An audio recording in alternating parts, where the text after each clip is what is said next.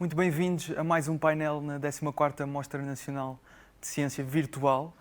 O meu nome é Gustavo Carvalho, eu sou alumni dos Jovens Cientistas e queria desde já agradecer o convite por estar aqui a moderar este painel, que tem um tema que parece bastante complexo, mas vamos tentar, obviamente, descomplicá-lo para vocês que assistem aí de casa. E tenho comigo neste painel Cristina Caldeira, que é investigadora na área da propriedade intelectual e proteção de dados e é professora na Universidade Europeia. Muito obrigado por estar connosco. Tenho também aqui presencialmente a doutora Ana Margarida Bandeira, neste caso a presidente do Instituto Nacional da Propriedade Industrial, e virtualmente junta-se a nós André Fernandes, neste caso diretor da Universidade do Porto Inovação. Muito obrigado também por estar presente, ainda que virtualmente, obviamente. E vamos começar por tentar descomplicar o primeiro assunto da propriedade intelectual. Cristina Caldeira já investiga este assunto há vários anos e, como disse, também relacionado com a proteção de dados. Vamos tentar manter a conversa sempre na perspectiva de um jovem cientista que quase que souber sobre este assunto sabe muito pouco, está ainda a descobrir. Portanto, vamos tentar manter sempre a conversa nesses termos e desde já pedi-lhe para tentar explicar o que é isto da propriedade intelectual e porque é que os jovens cientistas que começam agora a construir estes projetos se devem interessar por este tema. Muito obrigada. Gostaria de cumprimentar os nossos participantes. Gostaria também de dar os parabéns aos criadores dos projetos, que passaram a ser autores intelectuais das suas obras, e gostaria também de dar parabéns à Fundação da Juventude, na parceria com a Ciência Viva, que mais uma vez nos reúne em torno de um tema que é fundamental. Dito isto, a propriedade intelectual, de certa forma, é constituída por duas grandes áreas. Uma, direito de autores e direitos conexos, e a outra, direitos industriais, que vou deixar à minha colega de sala, a senhora engenheira Ana Bandeira. Naturalmente, a partir do momento que somos criadores de uma obra, nós somos criadores porque criamos uma obra original. E, portanto, é este critério da originalidade que eu gostaria de valorizar. É evidente que o criador da obra quer e merece ser reconhecido.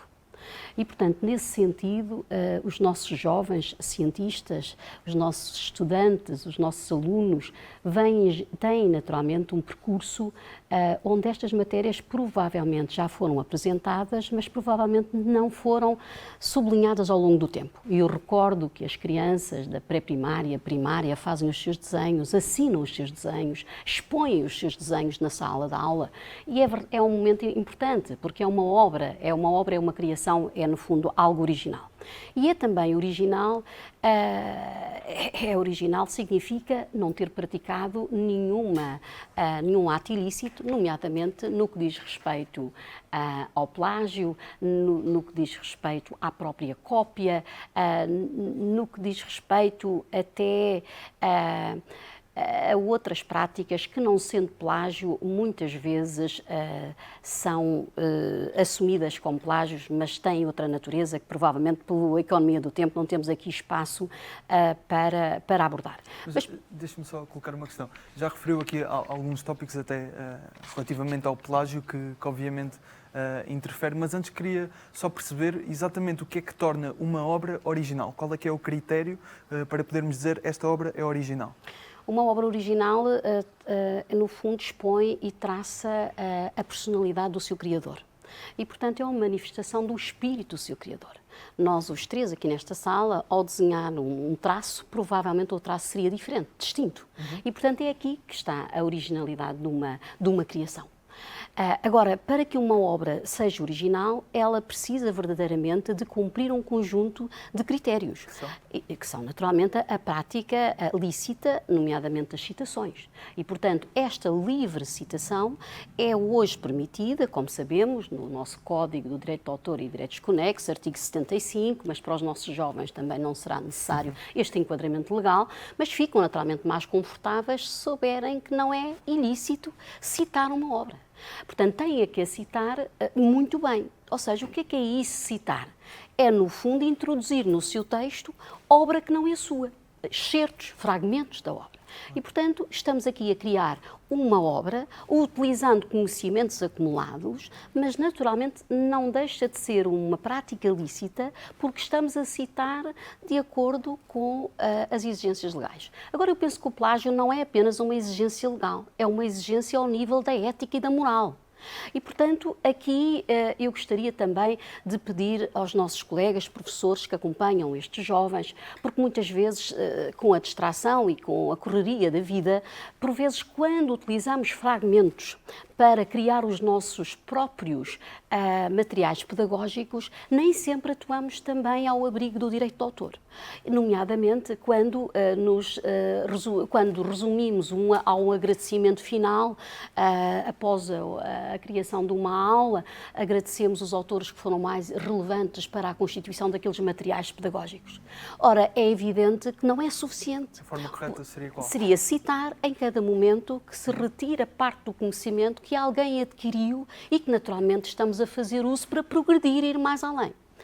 Coisa diferente também será a utilização de uma obra para poder progredir o tema. E aqui eu gostaria de fazer uma distinção. Se eu estou a utilizar uma obra que não é minha, eu terei obrigações muito sérias em citar essa obra. Eu estou aqui já no âmbito de uma obra compósita, em que eu, a partir dali, vou criar algo mais.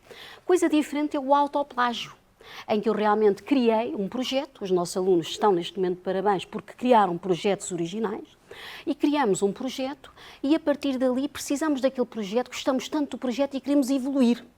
E muitas vezes utilizamos o conhecimento que trazemos naturalmente do nível inferior no nosso percurso académico e damos continuidade sem fazer referência a esta primeira fase. E, portanto, não é claro que seja verdadeiramente uma má prática, mas o nosso código ainda assim assume que o autoplágio não é naturalmente uma boa prática. E eu gostaria só de acrescentar, há alguns autores que dizem, não, o autoplágio só pode ter problemas em termos contratuais. Se eu naturalmente celebro um contrato de edição com uma editora, eu terei naturalmente obrigações de lhe apresentar obras originais e são naturalmente os critérios básicos no ato da assinatura do meu contrato de edição.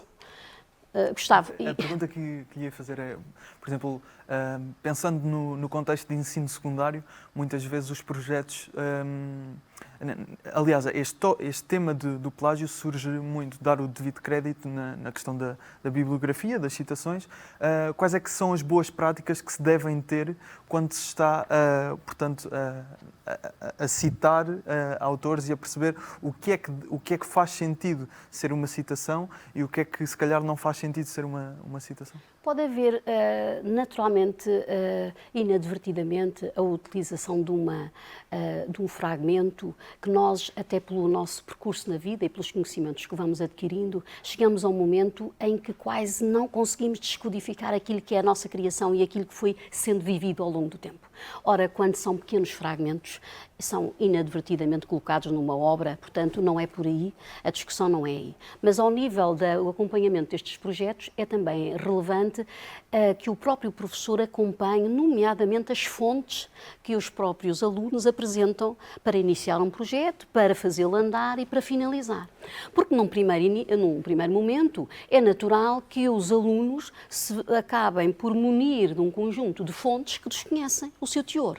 Têm uma vaga ideia de que pode ser naturalmente útil. À medida que o projeto vai avançando, é muito necessário que o professor consiga, de certa forma, fazer ali uma interpelação aos grupos para perceber em que medida é que dominam verdadeiramente aquelas fontes. Porque se eu retiro simplesmente as fontes de um outro trabalho, vou, de certa forma, praticar um plágio científico. Perguntam-me em que medida é que é verdadeiramente importante estes pequenos passos ao longo da vida, o nosso percurso infra-universitário. É porque quando chegamos à universidade, obrigatoriamente temos que ter consciência dos erros que muitas vezes são praticados. E são erros que podem naturalmente levar à cassação do título universitário, pode ser um erro que leve à não aceitação de uma dissertação de mestrado ou uma tese de doutoramento. Nós temos na universidade, como sabemos, e as instituições têm instrumentos, programas informáticos que nos ajudam naturalmente a perceber em que medida é que aquele trabalho é verdadeiramente um trabalho idóneo, no sentido da própria originalidade. E que tipos de mecanismo é que existem para, de facto, se conseguir detectar que algo é plágio? São programas informáticos. Agora, depois há uma decisão que compete à autonomia da própria universidade saber em que medida aquela percentagem que o programa nos apresenta como sendo uma verdadeira, um plágio, não é? Em que medida verdadeiramente não são nomes, não são referências, citações que vão sendo repetidas de obra em obra, mas que isto realmente não significa um plágio.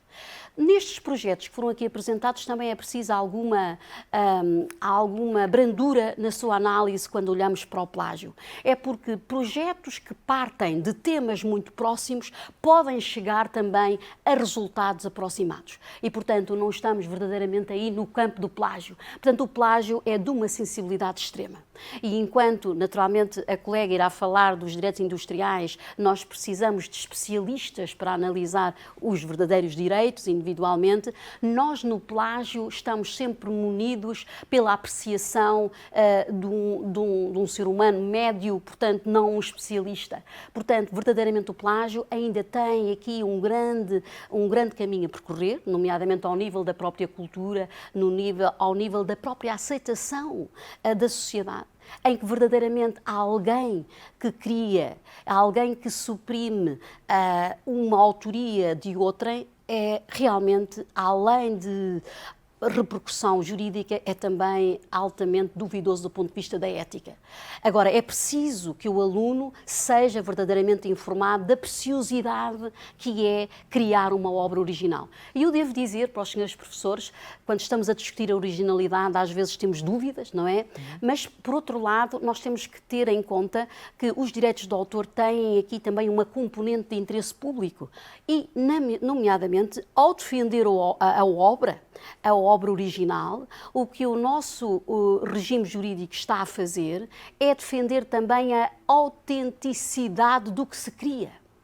Perguntam, mas afinal, o que é que se pode fazer? Parece que eu vim aqui com uma má mensagem. Não, nós temos liberdade de citação, nós temos exceções que são colocadas ao direito do autor, nomeadamente para premiar o exercício da investigação científica, histórica, premiar naturalmente o património cultural, ao nível da recolha de dados estatísticos. Nós temos, de facto, um grande campo de ação. Nós temos é que ser honestos e intelectualmente honestos. Acha que em Portugal deveria-se educar sobre estas questões de direitos de autor, plágio, mais cedo, porque provavelmente algumas das pessoas que estão a assistir agora a este painel podem estar a ouvir falar deste assunto pela primeira vez. Acha que era essencial? Eu acho que era fundamental iniciar-se por volta dos 5, 6 anos. E aqueles desenhos que eu comecei por enunciar no início da minha intervenção devem ser reconhecidos. Cada menino, cada menina desenhou, criou algo e exprimiu algo que é a sua exteriorização do seu espírito, até da sua personalidade. Claro que o que eu estou a dizer pode estar aqui em choque já com quem assuma como direito do autor as obras que são concebidas por programas de computador e pela inteligência artificial. Isso é uma outra luta, pela economia do tempo nós não podemos discutir. O que eu venho aqui realmente é, no fundo, elevar a dignidade do próprio autor, do criador, criadores que são todos os nossos alunos que tiveram a audácia de apresentar projetos de mérito e naturalmente muito bons. Eu gostaria também aqui de deixar uma nota. A autoria privilegia a originalidade. Naturalmente a originalidade é o critério. Não importa o mérito. A pergunta que se faz é, mas verdadeiramente o que é que merece proteção? Ora, merece proteção tudo o que seja uma criação exteriorizada. Se eu tiver aqui um conjunto de ideias ou vários temas, esses temas só por si e as ideias só por si não são verdadeiramente protegidas. E, portanto, o nosso código também, o Código de Direito de Autor e Direitos Conexos, uma criação exteriorizada? É algo que eu coloco independentemente do suporte. Eu não fico apenas na minha ideia. Eu posso desenhar aqui com pouco ou nenhum jeito para o desenho, eu posso tentar desenhar aqui um gato. E, portanto, a partir do momento que eu desenho, ele é meu, é a minha autoria e o exteriorizei. Agora, imagino que eu tenho a ideia de um gato, mas não lhe transmito. Que gato é que é? Que raça é que é? Portanto, já o gato pode ser aqui um sintoma, pode dar aqui uma ideia, mas verdadeiramente eu posso pedir aos meus alunos que desenhem um gato. e vai haver quantos Vários. gatos, quantos alunos estiverem disponíveis, de acordo com os seus, enfim, até com os seus dotes do ponto de vista do desenho.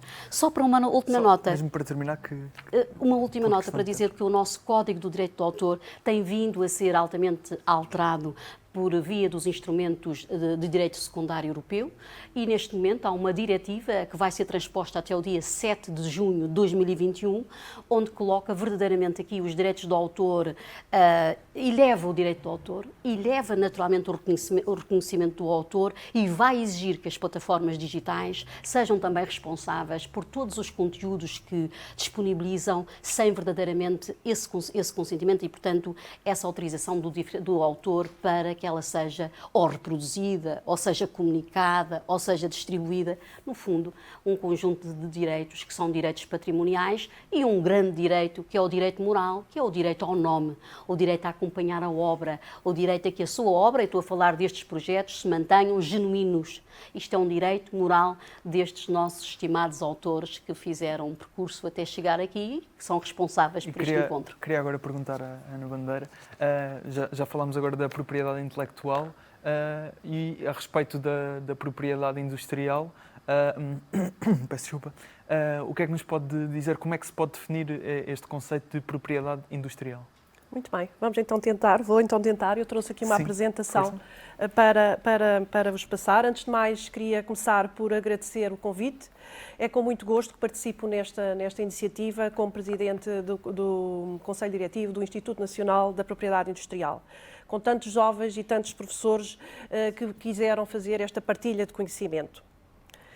E é de notar que, não obstante esta situação de pandemia que todos nós vivemos, este evento é um excelente sinal, de facto, do espírito de iniciativa e de empreendedorismo científico que está bem vivo no nosso país e que deve ser motivo de regozijo para todos nós. E regozijo porquê? Porque, de facto, é pelo empreendedorismo científico e tecnológico que podemos acalentar um futuro de maior prosperidade que contribuirá certamente para a distribuição de riqueza na sociedade. E vamos ver então, quando falo de riqueza, como é que a ciência pode contribuir então para a criação da riqueza. Só uma questão, Diga. antes, obviamente, de continuarmos.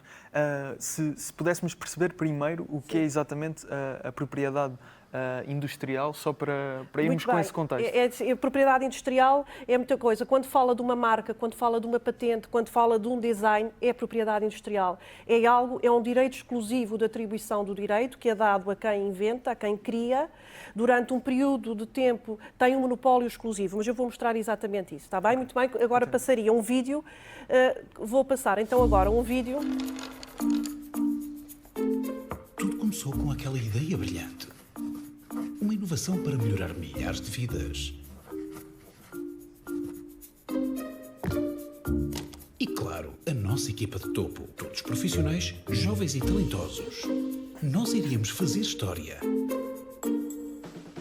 Tivemos uma estreia perfeita. Desenvolver conceito e técnicas.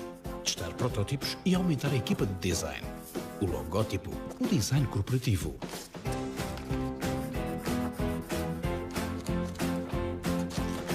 Não deixamos nada ao acaso, incluindo a proteção da nossa ideia. Imagine se a concorrência se tivesse apropriado dela. Por isso escondemos. Não revelamos nada. Ah, sim. E assim tudo decorreu em segredo. Segredo, voltámos aqui, exatamente, à ideia do desenho e da autoria, exatamente, e do segredo. Começaria então por contextualizar a propriedade intelectual, que, como a colega referiu há pouco, é dividida em dois grandes grupos, a componente do direito de autor e a componente da propriedade industrial. A propriedade industrial em Portugal é regulada por nós, Instituto Nacional da Propriedade Industrial, portanto, em todos os países, convém saber-se, em todos os países do mundo, há uma entidade que trata da proteção da propriedade industrial. Portanto, se algum dos projetos aqui, eventualmente, quiser patentear... No INPI, é exatamente no INPI, já vou explicar como. E a parte do direito de autor é a Inspeção-Geral das Atividades Culturais. O que é que somos, então o INPI é isso, vou tentar, antes de mais, era isso que o objetivo desta sessão, tentar desmistificar um pouco o conceito de propriedade industrial e de patentes. Ainda é frequente dizer, uma patente de invenção é tão difícil, é cara, é morosa. Não. E é isso que vou tentar explicar o porquê. O INPI é, então, isto antes de mais é o nosso Código da Propriedade Industrial, um código recente, a legislação completamente atualizada às necessidades atuais, protege e promove a propriedade industrial em Portugal e no estrangeiro. Temos uma tutela partilhada com a Sra. Ministra da Justiça, o Ministro da Ciência e Tecnologia e o da Educação. O que é que fazemos então? Somos um office certificado, portanto, pelo Sistema de Gestão de Qualidade, somos 115 colaboradores, agora temos praticamente, é interessante, como é que estudar uma patente de invenção e uma marca conseguimos fazer em casa, temos os colaboradores todos em casa, em regime de teletrabalho. Um jovem cientista que agora queira, a seguir à mostra, patentear o seu projeto, pode fazer tudo a partir de casa? Estamos 24 horas por dia. E qual é que acha que é a importância destes jovens já começarem a pensar em patentes numa altura tão cedo, em que ainda estão a começar o período de inovação? Sem dúvida alguma é importante pensarem na proteção do que criam e do que inventam. Se não derem o passo seguinte da proteção, são sujeitos, obviamente, a usurpação do direito. E é isso que é importante e que importa acautelar. Isso é algo recorrente a acontecer algum caso de... Quando não se faz, portanto, a proteção na propriedade industrial, aquilo é um direito que pode ser utilizado por qualquer outra pessoa. Ou seja, acontece só para perceber bem esta questão, eu crio um projeto, decido que o quero patentear, quando vou para patenteá-lo, vejo que já existe uma patente para o projeto. O que também eu queria aqui alertar, antes de avançarem para o INPI para fazer um pedido de uma patente de invenção, convém fazer uma pesquisa ao estado da técnica, disponível no nosso site, para saber se já existe ou não. Porque uma patente, para ser concedida, tem que ter novidade, aplicação industrial e atividade inventiva. Portanto, e é isso que o jovem deve fazer desde logo. Os 3 critérios, desde logo, deve ir ao site do INPI, ver se de facto o que está a inventar é ou não passível de proteção. Aqui temos algo que é comum a todos, não é? Estas marcas, patentes, marcas, design, são modalidades de propriedade industrial, se calhar nunca pensámos nisso, são de facto modalidades protegidas de propriedade industrial e que são completamente essenciais na estratégia de uma empresa, universidade, uma organização, uma entidade, jovens, cientistas, portanto, essencial a proteção. A proteção da propriedade industrial tem, de facto, a grande vantagem atribui o direito de usar, produzir, comercializar em exclusivo. Repara, era isso que eu lhe dizia. Durante X tempo, uma patente, durante 20 anos, só aquela entidade pode comercializar, usar num determinado território. Pode impedir terceiros que a utilizem, veja outra vantagem, estava-me a perguntar o que devemos dizer aos jovens, pode impedir outros que utilizem e tem a grande vantagem, se entende que não quer sozinho explorar aquela invenção, pode fazer uma transmissão do direito ou uma licença de exploração, que muito ouvimos falar. Portanto, é uma licença de exploração.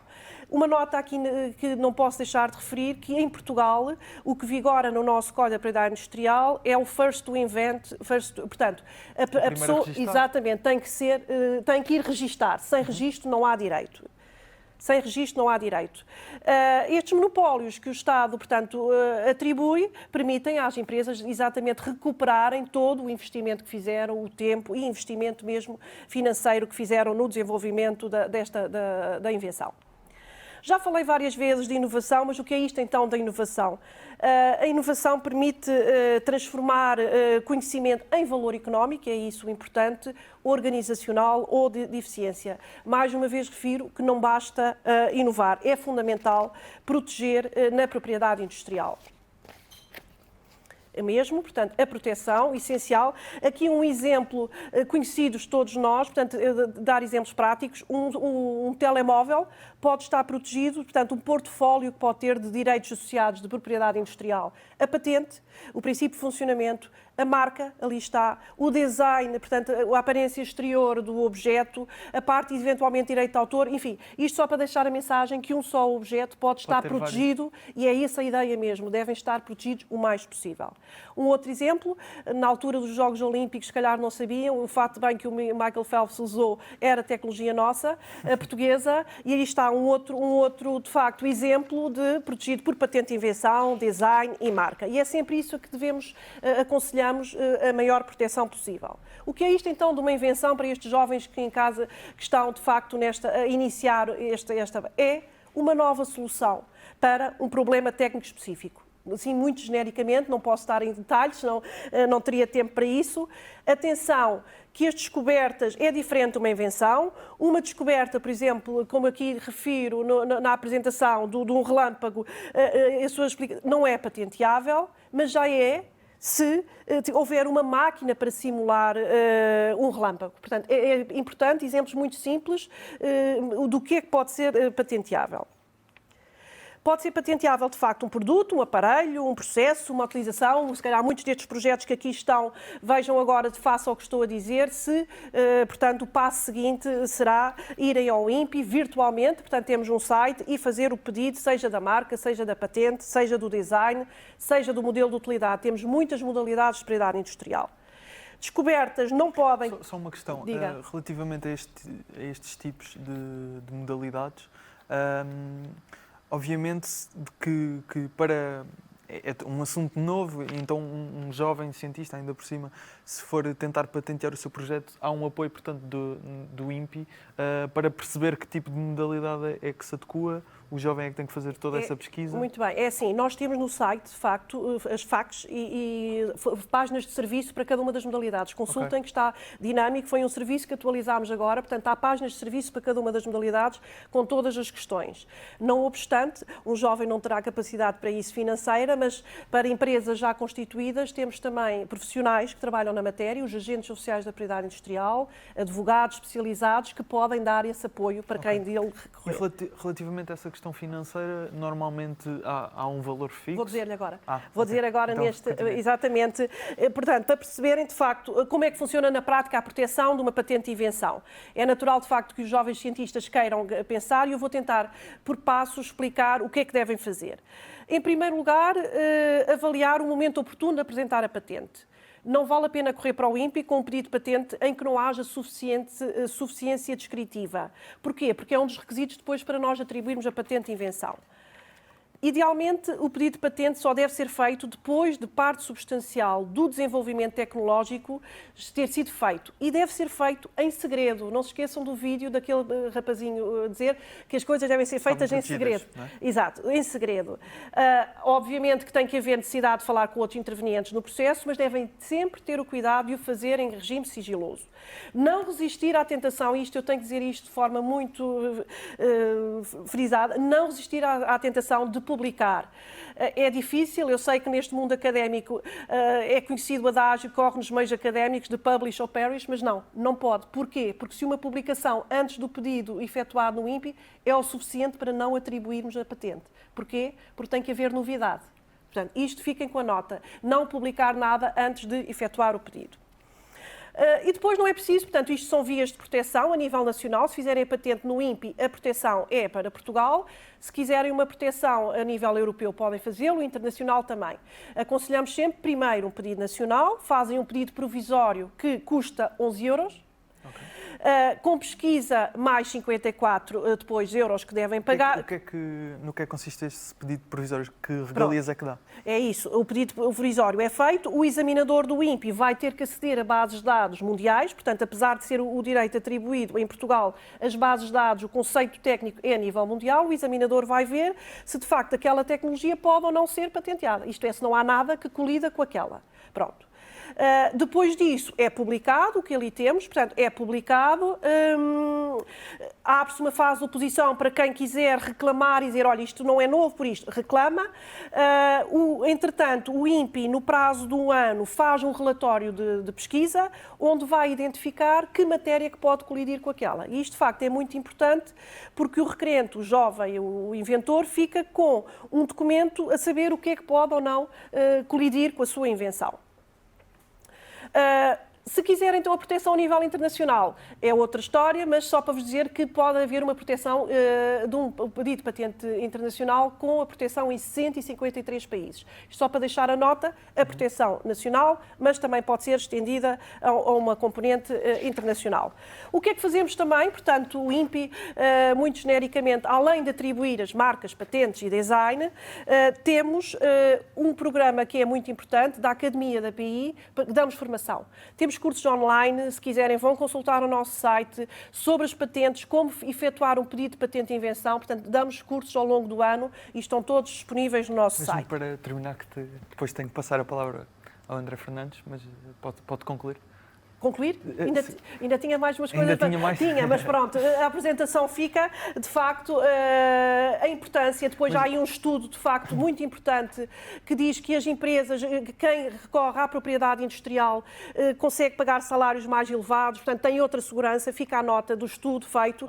A importância para o PIB nacional das empresas que utilizam os direitos de propriedade industrial, o emprego que é efetuado em casa. Tenho aqui uns exemplos, falando também como a professora há bocado dizia, uma citação que a Coca-Cola diz que está ali, ipsis verbis, mas a ideia é que pode haver uma tempestade, pode haver um dilúvio, e portanto tudo ser destruído, mas havendo direitos de propriedade industrial, consegue retomar. Isto é uma nota muito importante, de facto, que eu queria deixar. Acho que era importante só para até juntarmos as duas intervenções que tivemos até agora, que, portanto, os jovens cientistas que estão agora a iniciar este percurso na investigação devem-se, portanto, preocupar tanto com a propriedade intelectual como a propriedade industrial e os direitos de autor. Os direitos industriais.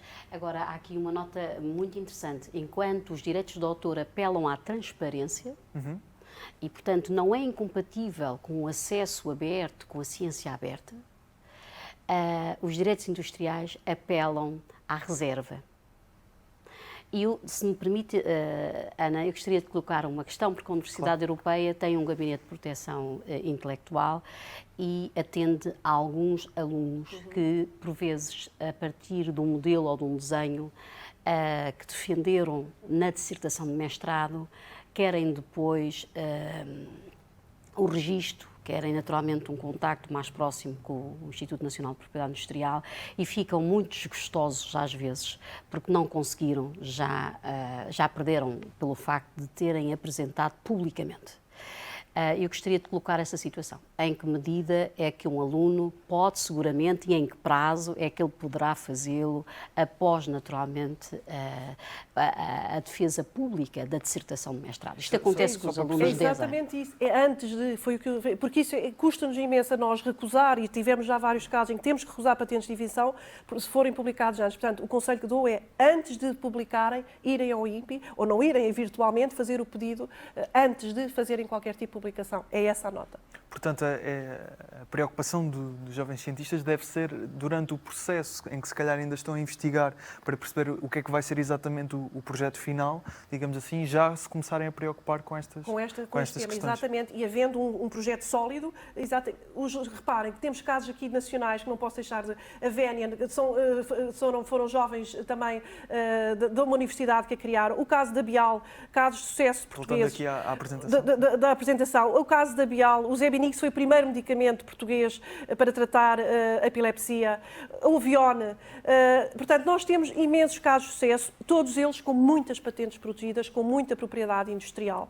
Para terminar, dizer de facto que citar um cientista, que achei isto interessantíssimo, lá está o que há bocado a colega dizia, não são palavras minhas e por isso tem ali a citação, que é importante ter uma grande ideia, colando à intervenção, os direitos de propriedade intelectual estarem protegidos e depois fazer uma equipa que fará toda a diferença. E eu deixava a nota só de facto, é um momento de grandes desafios, mas também muitas oportunidades. É nesta altura de crise que há oportunidades e os jovens cientistas, futuros empreendedores, é convosco que nós contamos, de facto, que possam fazer a diferença e recorram ao INPI, de facto, para proteger a vossa propriedade industrial. Muito obrigada. Estão aqui os nossos contactos para nos seguirem nos nossos...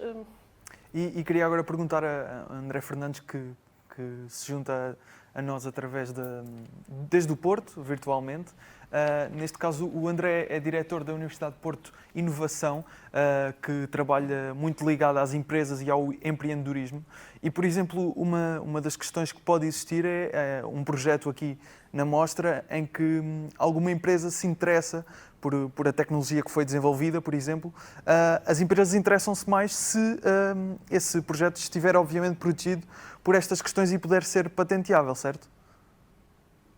Olá, antes de mais gostava de agradecer o convite da Fundação da Juventude para me juntar aqui a este excelente painel e é com gosto que vos faço companhia à distância. Preferia que fosse presencial, mas desta vez não vai dar. Claro. E saúdo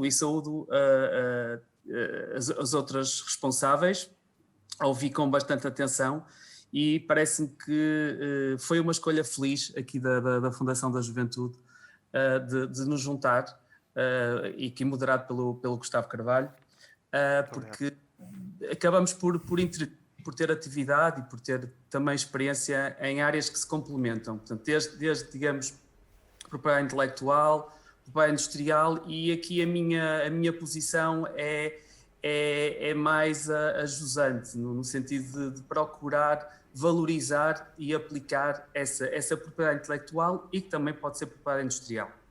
Respondendo à tua questão, Gustavo Carvalho, e é assim, sem dúvida, e portanto a engenheira Ana Bandeira já referiu, que essa invenção, essa apresentação, esse conhecimento poderá ser mais interessante ou poderá interessar mais se tiver associado um monopólio. Portanto, e é disso que nós estamos a falar quando falamos de uma patente, um pedido de patente. Por exemplo, esse direito exclusivo de usar, de produzir, esse direito de impedir outros de usar e de produzir e de comercializar, acaba por ser uma vantagem para uma pessoa coletiva, como uma empresa, poder, digamos, fazer negócio, não é? Com base nessa tecnologia.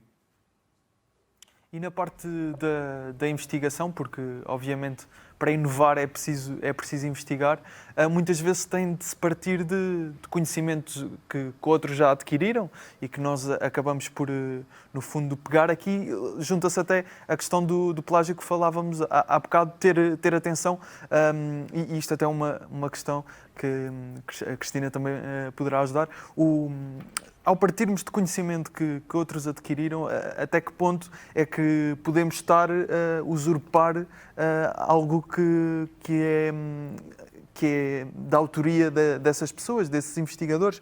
Podemos, no fundo, quase, não sei se este termo é bem aplicado, mas quase plágio involuntário. Esta questão também, quando estamos a inovar, importa muito, certo? Não sei quem... Eu posso pegar nesse tema. Sim. E ao ouvir o Gustavo só me lembro daquela célebre citação do Isaac Newton, não é? Todos conhecemos. Todos nós vivemos nos ombros de um gigante. Exatamente. E o gigante aqui é o conhecimento. E portanto há aqui de facto todo um repositório, um manancial de conhecimento que nós podemos aproveitar, não é? E portanto é a partir desse conhecimento que fazemos coisas novas. Aliás, podemos explorar aqui um bocadinho o contrato social que alguém estabelece com o Estado quando refaz um pedido de patente, tem subjacente essa questão.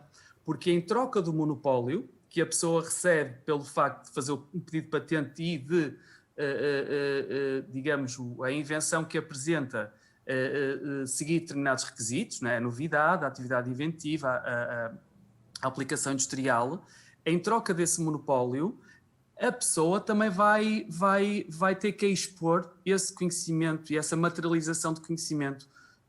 Passados 18 meses depois do pedido de patente, a invenção, o texto de patente é público, torna-se público. E, portanto, outras pessoas que trabalham na área podem consultar, perceber, é muito interessante, isto posso aplicar aqui num problema que eu queria resolver e agora até já tenho esta informação. E esta partilha de informação vai permitir então digamos, o progresso do conhecimento. Inovação. Não é? E a inovação, muitas vezes a inovação. Cristina, não sei se quer acrescentar. Eu estou de acordo com o colega, que realmente a nossa construção e o conhecimento é um acumular da nossa vida, dos nossos livros, das nossas experiências académicas, enfim. E é possível e é desejável que se continue naturalmente a evoluir. Agora, o que eu peço é que se tenha a verdadeira atenção à produção intelectual que nos é oferecida por outrem. E há também aqui no âmbito da academia a presença de um comitê de ética que cada vez é mais necessário. E o comitê de ética tem responsabilidade ao nível da avaliação dos projetos e dos projetos de investigação. E, portanto, todas essas preocupações têm de estar na base da apreciação, positiva ou não, que é feita pelo Comitê de Ética. Há uma outra matéria que o André, com certeza, irá também aqui introduzir, que é nesses projetos e nessa evolução contínua que nos leva naturalmente às soluções, não é? Naturalmente, há uma outra realidade, que é paredes meias com estas matérias que estamos a tratar, que eu há pouco não ia introduzindo, mas agora com este pequeno espaço de tempo, eu diria que tem a ver com proteção de dados. Muitas vezes confunde-se a proteção intelectual com a proteção da privacidade e, sobretudo, com a extensão dessa privacidade, nomeadamente proteção de dados. É um pedido que normalmente me fazem. Eu sou investigadora de um hospital no Rio Grande do Sul e as bases de dados que alimentam novos projetos de investigação clínica estão recheados de preocupações ao nível da propriedade intelectual e outras grandes preocupações ao nível da proteção dos dados, que são dados sensíveis na sua grande parte. E, portanto, matérias que naturalmente terão que ser levadas ao Comitê de Ética, mas sim é desejável a continuação do conhecimento e do saber. Aqui não sei se percebi bem, mas acho que o que quis dizer, pegando na analogia que o André referiu, a ideia de dar crédito ao gigante que nos está a suportar nos ombros. Acho que é isso, certo? Exatamente, exatamente. Mas os desafios são constantes e muitos, exatamente por via da digitalização. Aquilo que permite inovar, permite crescer ao nível dos direitos industriais, permite a um autor crescer, expandir mundialmente, é na mesma ordem de grandeza que surgem desafios. Gustavo, eu gostava só de precisar aqui um aspecto. Falámos aqui em plágio. Portanto, plágio é um crime no âmbito do direito de autor. Na propriedade industrial não se fala em plágio, falamos sim na contrafação ou na violação de um direito, de uma patente ou de uma marca. E há estudos... Isso é o uso de uma patente. É diferente, pronto. E são crimes, são coimas pesadíssimas para quem, de facto, faz a contrafação, e era importante para todos nós, como cidadãos, estarmos atentos a isto, porque, de facto, quando se compra um produto contrafeito, isso implica destruição de milhares de empregos, não é? Produtos que nos podem ser nocivos à nossa saúde. Eu há pouco não referi, em Portugal temos um grupo anticontrafação constituído pelo INPI e diferentes entidades policiais, as que fazem, o INPI não faz a apreensão da mercadoria, mas é importante estarmos todos nós atentos a este problema da contrafação e não entrar e não comprar produtos contrafeitos. Permita-me, só pela riqueza deste momento, de facto o direito de autor prevê a usurpação, quando eu naturalmente vou suprimindo as autorias anteriores, mas também não a chamo minha, não é?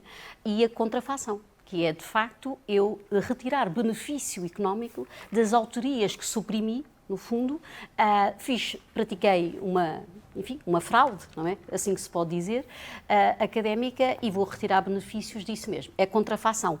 A moldura penal é que é de facto, é uma moldura penal de 3 anos, mas se for primário fica naturalmente pelo pagamento da multa em substituição e não considero que seja tão exigente quanto os direitos industriais. Queria voltar ao André para percebermos melhor esta questão da inovação e do trabalho da Universidade do Porto Inovação, que exatamente como é que a Universidade do Porto Inovação desenvolve o trabalho, porque obviamente tenta ligar a parte da investigação ao empreendedorismo e obviamente liga com tudo o que tivemos aqui a discutir hoje, mas qual é o trabalho desenvolvido exatamente pela Universidade do Porto Inovação? Obrigado, Gustavo, pela deixa. E é assim, o título do nosso painel é longo. É muito longo. Propriedade intelectual, patentes, plágio e era digital. Ainda vamos ter que falar da era digital. E eu gostava... Já não temos muito tempo, mas... Já não temos tempo. Eu gostava de apresentar, gostava de incluir aqui mais dois termos, que é a invenção, não é?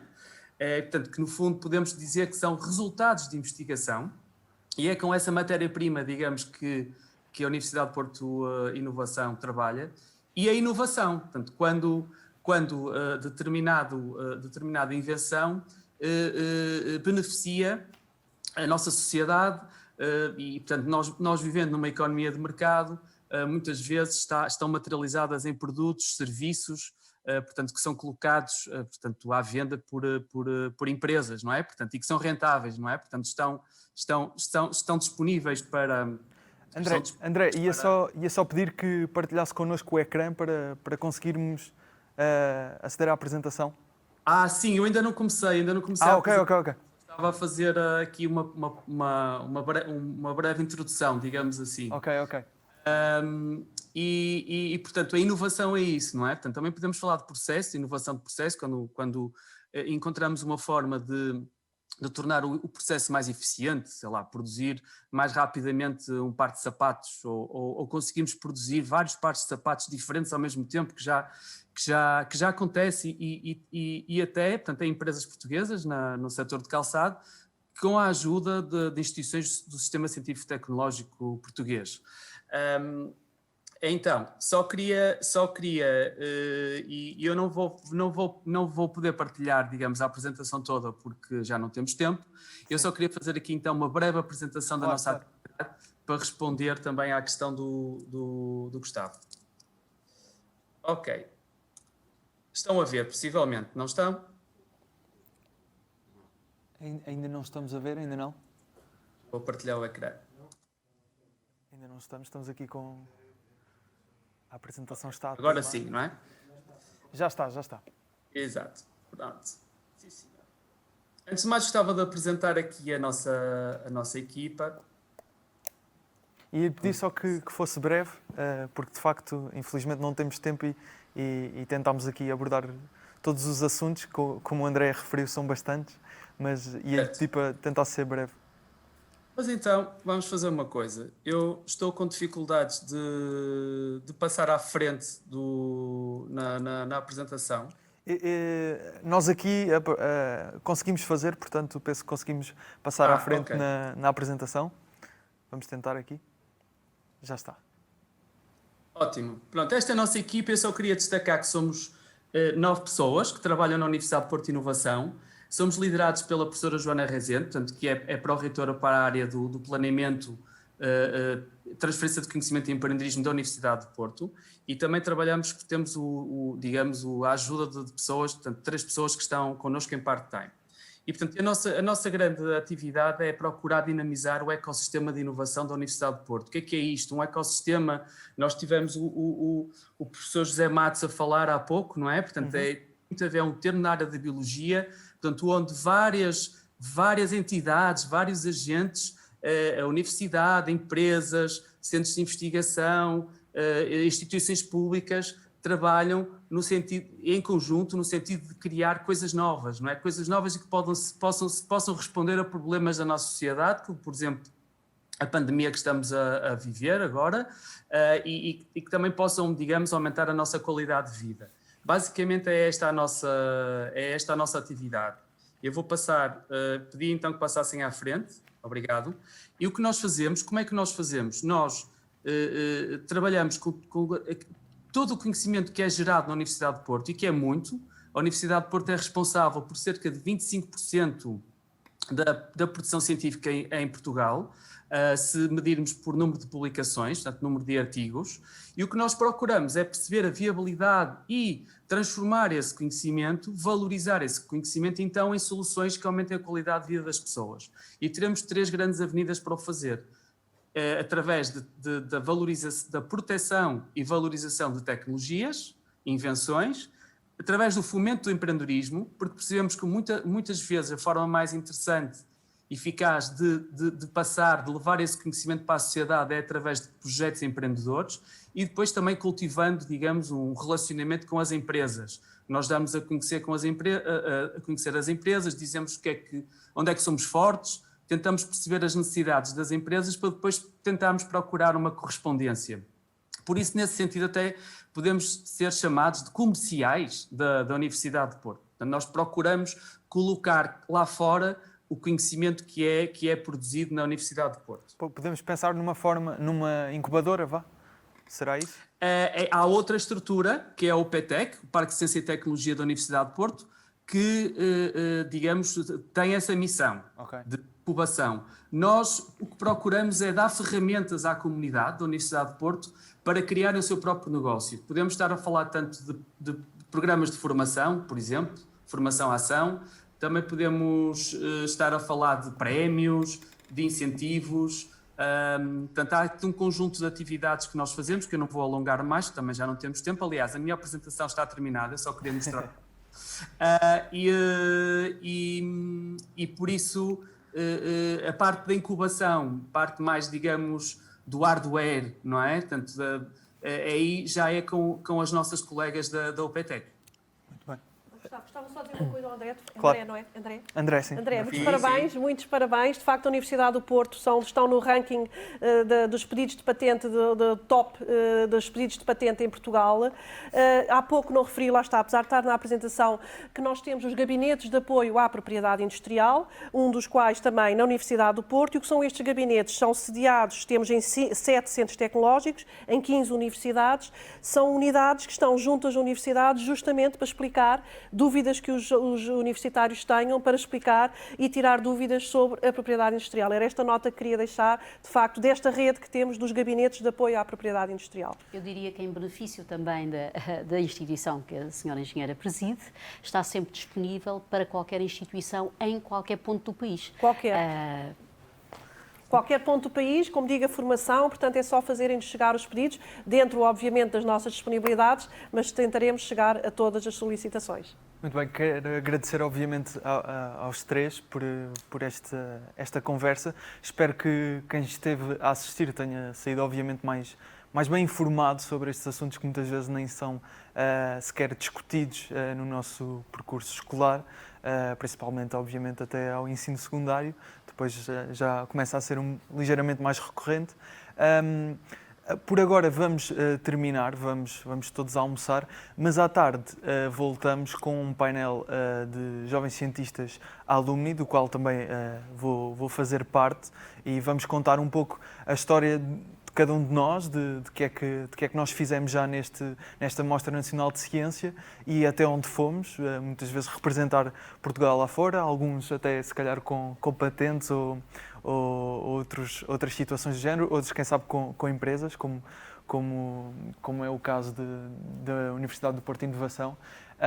Portanto, convido-vos todos a voltar por volta das 2h30 da tarde para estarem aqui presentes para a conversa com os alumni e aproveitem também o lounge da Mostra Nacional de Ciência. Obviamente que não estamos fisicamente presentes, mas estamos virtualmente presentes o melhor possível. Podem conversar por lá, podem visitar a exposição e toda a mostra, aproveitar esta experiência virtual que não é presencial, mas não deixa de ser também muito boa para todos nós. E mais uma vez agradecer aos três e obrigado e até às 2h30. Boa tarde e obrigado.